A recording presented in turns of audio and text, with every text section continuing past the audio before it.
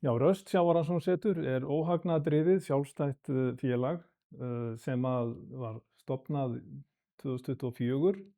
Sko, Röst er þannig orðin vettvangur fyrir hagnýtar og markvissar rannsóknir sem að hefur sýnt sig nú þegar að gefur okkur grunnupplýsingar bæði umhverfi og lífríkið í hafinu hérna við Ísland. Nú, okkar upphaflegu rannsóknir, þær hafa farið fram hérna í Hvalfirði og í nánu samstarfi við Hafrannsóknastofnun. Þar höfum við stundað mjög ítarlegar rannsóknir bæði á ástandi hafsins og lífríkinu í firðinum og það má í rauninni segja að Hvalfjörðurinn sé nú orðinn mest rannsakaði fjörður landsins. Við erum í rauninni að stunda hafrannsóknir til þess að bara fá betri innsýn inn í ástand hafsins í dag og vonin er þá að við getum þá stuðlað að því að það verði teknar betri ákvarðanir hvað varðar í rauninni bara allt sem tengist hafinu. Við erum nú þegar búin að koma okkur upp eins og ómönnuð rannsóknarfari sem er svona hátækni rannsóknartæki sem að við getum látið ferðast yfirborð hafsins og safna upplýsingum sem hérna er í rauninni bylting í hafrannsóknum og við sjáum það bara sem fyrsta skrefið í þá átt að miklu markvissari, hagkvæmari og skilvirkari rannsóknum. So SULA is a unmanned surface vehicle, a USV, and her purpose is to monitor the ocean in the most simple way possible at a scalable level for low cost. So the boat doesn't cost a lot of money, but we do have a lot of expensive sensors on this boat.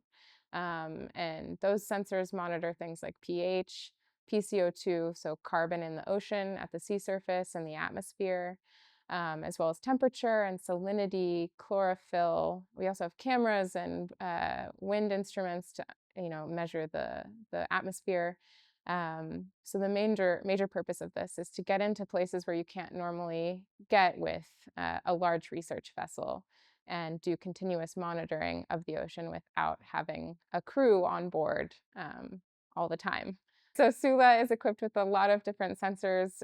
We have first and foremost a winch, which is unheard of on a lot of these ASVs or USVs. Normally you can only sample the sea surface, but on this boat we have a winch which allows us to send down a CTD and do profiles of the water column. And the CTD, we have samples temperature, salinity, dissolved oxygen, chlorophyll, and rhodamine. Then we also have PCO2, which is inside of the boat, as well as a pH sensor. And those two combined tell us about the chemical properties of the ocean. Well, it's important to collect this data because the ocean is always evolving and always changing. And especially with SULA, we can get into those shallower coastal areas and fjords, especially in Iceland, that are understudied and undersampled by those large research vessels that I was talking about. Úrvinnsla gagna er ennþá í gangi en við höfum nú þegar séð við höfum þegar séð ný búsvæði sem ekki voru þekkt, búsvæði fyrir kóralþörunga til dæmis og það er nýr landnemi í firðinum, það er að segja bristlingur er fisktegund sem er nýr landnemi við Ísland og hann er heldur betur búinn að setja stað inn í Hvalfirði og ég vil meina að auknar heimsóknir hnúfubaka í fjörðinn séu einmitt þess vegna. Og það er mjög áhugavert og þetta er bara svona toppinn af ísjakanum í þeim upplýsingum sem við erum búin að vera að afla. Við höfum áhuga á að skoða samspil í loftskiptum sjávar og andrúmslofts með sérstöku tilliti til bindingar og koldíoxíðs.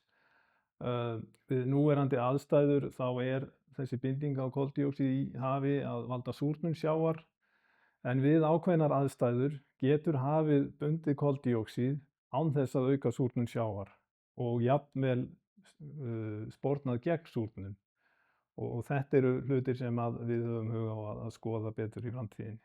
Það sem að kannski óhagnaðardrifið félag eins og Röst getur gert er rauninni bara að veita, rauninni bara óháða niðurstöðu.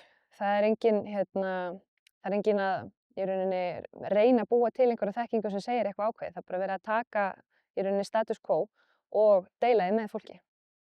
Röst er með mjög skýra gagnastefnu, öll okkar gögn eru opin og öllum aðgengileg og þannig viljum við stuðla að því að sem flestir geti nýtt sér þessi gögn.